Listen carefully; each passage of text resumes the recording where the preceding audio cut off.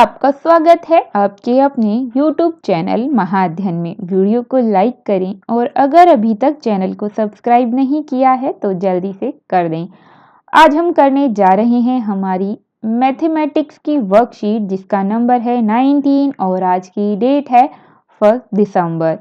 आपको याद ही है हम फ्रैक्शन करना सीख रहे थे, ऐड और भी बहुत सारी बातें अब तक हम कर चुके हैं। आज हम खास क्या करने जा रहे हैं, सब्सट्रैक्शन। आज हम इन्हें माइनस करना या सब्सट्रैक्ट करना सीखेंगे और ये चीज़ें यानी कि हम माइनस या सब्सट्रैक्शन लाइक और अनलाइक दोनों तरह की फ्रैक्शन के बारे में जानेंगे। तो शुरू करते हैं। आपको बहुत ही आसान लगता है और आप ये करना जानते हैं। अगर हमारे पास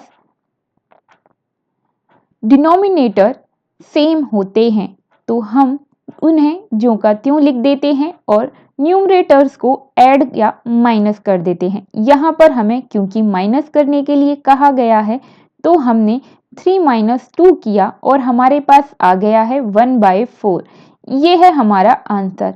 लेकिन आपको याद होगा हम पुरानी वर्कशीट में कर चुके हैं। अगर हमारे पास सॉल्यूशन के बाद एक ऐसी फ्रैक्शन आ जाए जो किसी भी एक टेबल में आती हो या किसी भी एक नंबर से डिवीजन हो सकती हो तो हम उसे डिवाइड कर देते हैं ताकि हमारे पास उसका स्मॉलेस्ट फॉर्म आ जाए और स्मॉलेस्ट फॉर्म एक अच्छा आंसर होता है। तो 4/8 को अगर हम देखें तो ये 4 के टेबल में दोनों आते हैं। 4 1 जा 4 और 4 2 जा 8। क्या आया? 1/2 आ गया है। ये होगा हमारा आंसर और आपको ये हमेशा ध्यान रखना है। हमारे पास जो भी फ्रैक्शन आंसर के रूप में आ जाती है उसे स्मॉलेस्ट फॉर्म बनाकर लिखें। अब हमने जो सीखा सब्सट्रैक्शन, अगर हम बात करें लाइक फ्रैक्शंस की सब्सट्रैक्शन तो उसका एक बार प्रैक्टिस कर लेते हैं। देखते हैं हमने क्या सीखा। तो सबसे पहले हमारे पास है 2/7 और 1/7। दोनों के डिनोमिनेटर सेम है। 7 का 7 लिख दिया और 2 - 1 किया जो हमारे न्यूमरेटर्स हैं तो हमारे पास आंसर आ गया 1/7। इसे ही हम अगर आगे करते हैं तो हमारे पास है 5/7 और -3/7 क्योंकि हमारे डिनोमिनेटर सेम है। 7 को 7 लिख दीजिए। 5 में से 3 को माइनस करने पर हमारे पास आता है 2 जो कि हमारे पास अब आंसर के रूप में है 2/7। नेक्स्ट अगर सी की बात करें तो हमारे पास है 5/13 2/13, दोनों को माइनस करना है। तो इस सब्सट्रैक्शन में भी हम देखते हैं हमारे पास डिनोमिनेटर सेम है।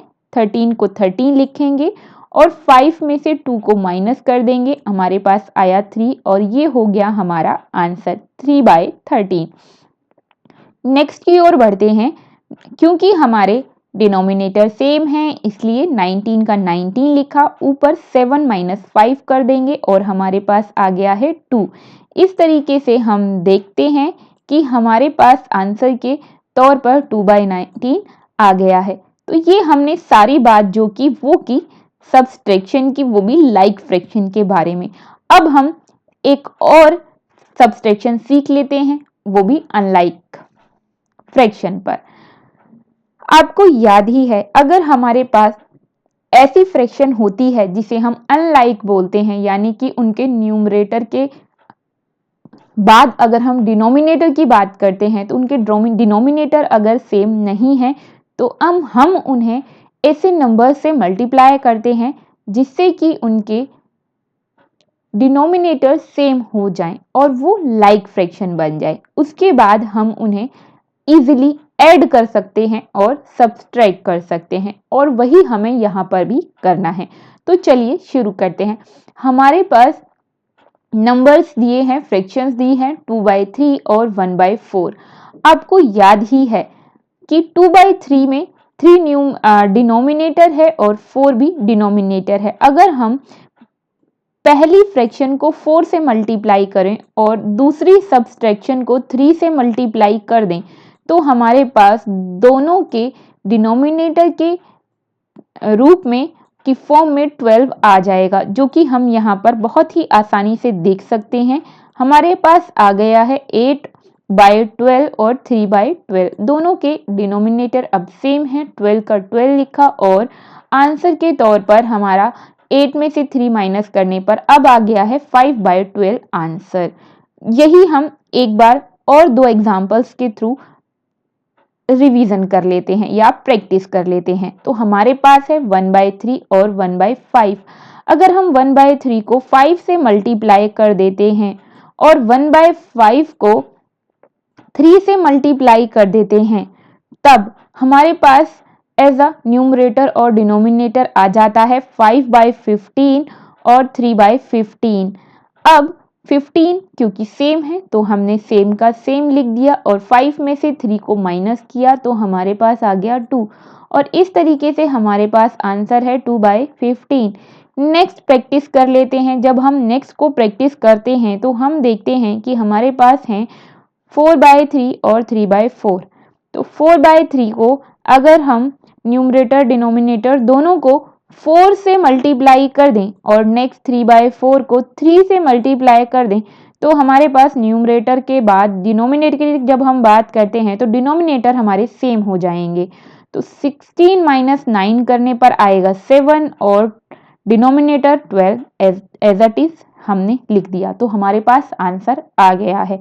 तो चलिए अब हमने जो भी सीखा इन्हें और प्रैक्टिस कर लेते हैं क्वेश्चन आंसर के थ्रू। अगर हम फर्स्ट आंसर देखते हैं तो ये एक लाइक फ्रैक्शन है और लाइक फ्रैक्शन को हमें करना है सब्सट्रैक्ट। तो 9 का 9 आ जाएगा, 7 में से 5 जाएंगे तो 2 आ जाएगा।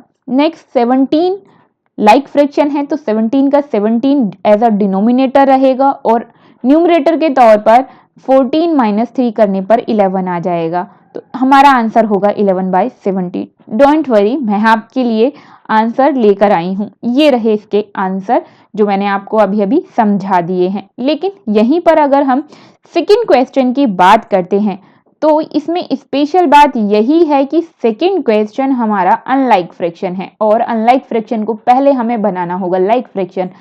अगर हम 6/11 को न्यूमरेटर और डिनोमिनेटर दोनों से 6 को मल्टीप्लाई कर दें और 1/6 में दोनों को अगर हम 11 से मल्टीप्लाई कर दें तो हमारे दोनों के डिनोमिनेटर 66 आ जाएंगे। उसके बाद हमें इसे सॉल्व करना इजी होगा। तो चलो कर देते हैं। हमने इसे मल्टीप्लाई किया और उसके बाद हम देखते हैं कि हमारे दोनों डिनोमिनेटर 66 आ गए हैं। अब 36 में से -11 करने पर हमारे पास आ जाता है 25 और 66 as a denominator as it is रहता है और ये हमारा आंसर है।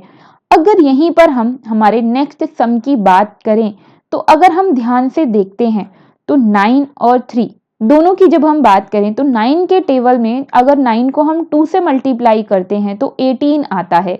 वहीं पर 3 की अगर हम बात करें 6 से मल्टीप्लाई करने पर भी 18 आता है।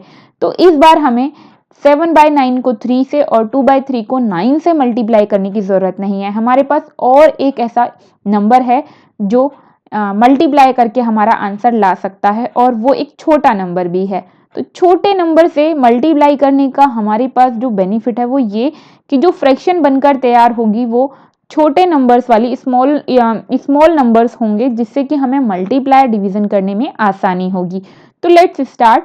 7/9 को हमने मल्टीप्लाई किया 2 से और 2/3 को हमने मल्टीप्लाई किया 6 से। अब हमारे पास जो फ्रैक्शंस बनकर आ गई हैं वो हैं 14/18 minus 12/18। 18 as it is denominator और 14 माइनस 12 करने पर हमारे पास आएगा 2। तो हमारी जो फ्रैक्शन बनेगी वो बनेगी 2/18।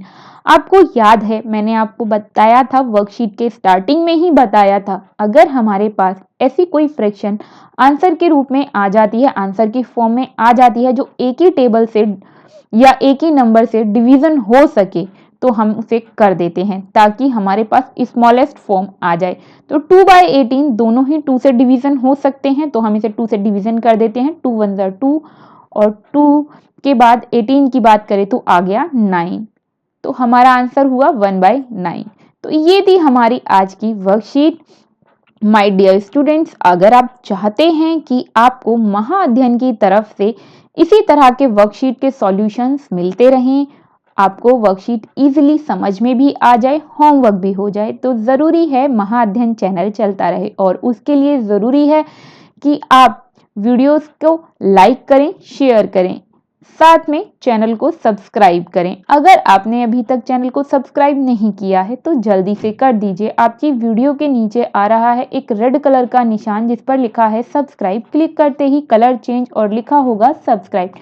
फिर मिलते हैं ऐसे ही अच्छी सी वीडियोस के साथ। तब तक के लिए स्वस्थ रहें, खुश रहें। नमस्कार और धन्यवाद।